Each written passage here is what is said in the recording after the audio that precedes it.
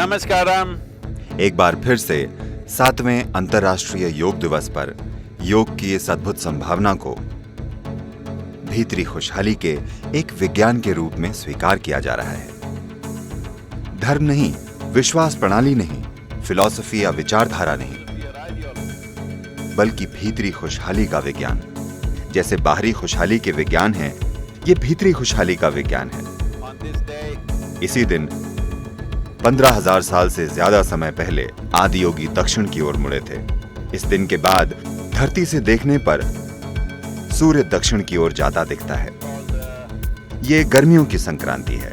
इसी दिन वे दक्षिण की ओर मुड़े और योग विज्ञान सिखाना शुरू किया।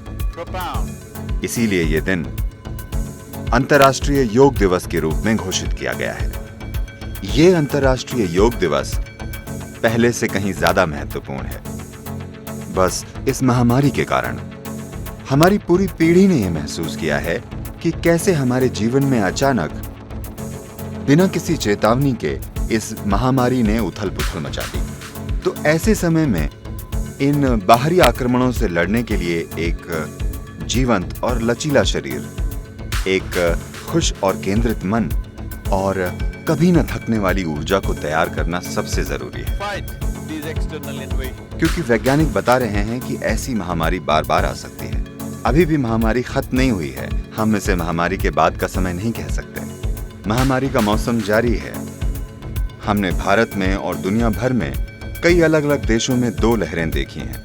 वायरोलॉजी के क्षेत्र के प्रमुख लोग कह रहे हैं कि ये हमारी कल्पना से कहीं अधिक समय तक चल सकता है। तो ये बहुत महत्वपूर्ण है कि हम अपने सिस्टम को ऐसा बनाएं, एक ऐसा शरीर बनाएं जो लचीला हो और ऐसा मन बनाएं जिसमें संतुलन और उल्लास हो, ताकि हम अपने जीवन में कम से कम उथल-पुथल के साथ जीवन की इस कठोरता से गुजर सकें। तो योग एक जबरदस्त संभावना है। योग कोई सरल कसरत नहीं है। ये एक जटिल सिस्टम है।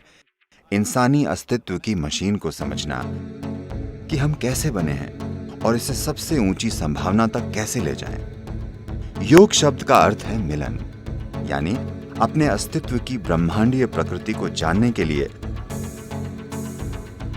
अपने अस्तित्व की सीमाओं को सचेतन होकर मिटा देना, यह जानना कि इस ब्रह्मांड में हम जीवन का एक छोटा सा टुकड़ा होकर भी पूरे ब्रह्मांड का अनुभव कर सकते हैं।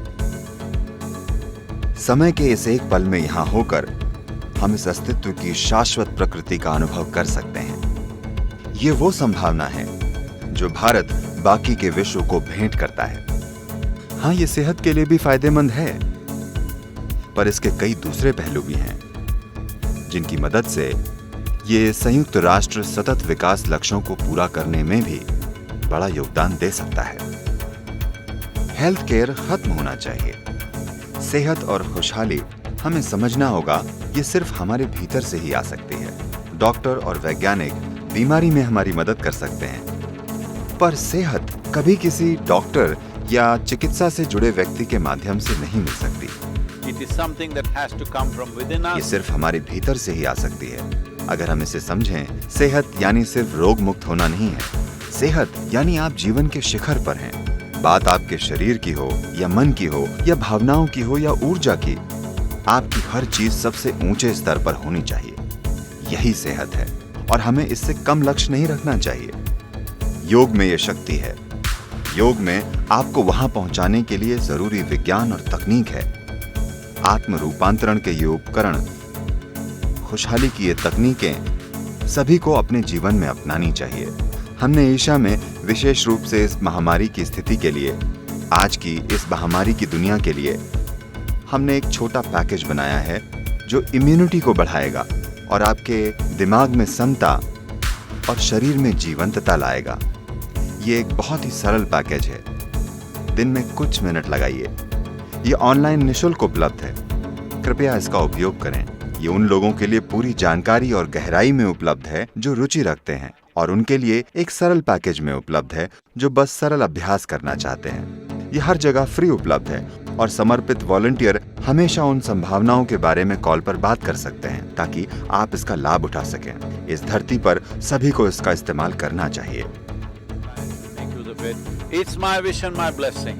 Every one of you should bring in some aspect of yoga into your life and live a complete life. ये मेरी इच्छा और मेरा आशीर्वाद है कि आप सभी लोग योग का कोई न कोई पहलू अपनाएं और एक संपूर्ण जीवन जिएं। ये महामारी हमारे जीवन में आ चुकी है, ये एक सच्चाई है, पर हमें इससे बाहर आना होगा।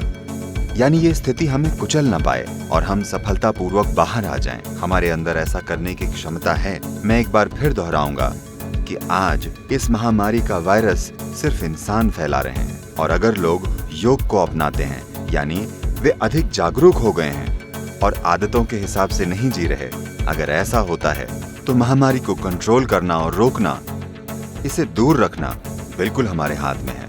आइए इसे सच्चाई बनाएं। आइए इस अंतर्राष्ट्रीय योग दिवस पर यह तय करते हैं, हम योग को अपने जीवन में लाएंगे और वायरस को जरूर हराएंगे।